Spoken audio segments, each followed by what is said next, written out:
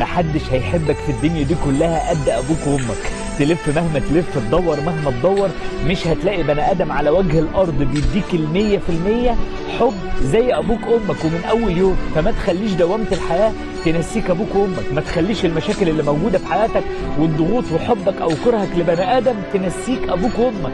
ومهما قلت لك ومهما عدلك، كل دقيقة ولحظة هتعدي عليك بعد كده وهم مش موجودين هتتمنى انك ترجع بيك الوقت تاني عشان بس تعبر عن حبك ليهم. اوعى تفكر ان انت ربنا هيكرمك في حياتك وانت بعيد عنه، واوعى تفكر انك هتلاقي حد في الدنيا يديك قرار صح ويدعمك ويقف جنبك غيرهم. عشان كده انت محتاج انك تطبطب، تاخد بالك منهم، تعوضهم عن سنين الشقة والتعب اللي مروا بيه. واعتقد دلوقتي انت بتمر بنفس الظروف لو انت اب او انت ام. عشان كده ما تخليش دوامة الحياة تخليك تنساهم، تخليك يعدي يوم ورا التاني ورا التالت وتحط ميعاد ليهم كل 10 ايام عشان تشوفهم او تطمن عليهم.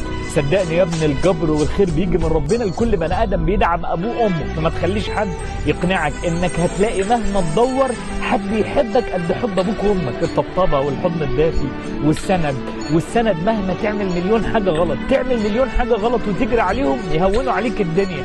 قسما بالله يقفوا قدام جبال من المشاكل عشان خاطرك. فما تخليش حاجه تنسيك ابوك وامك.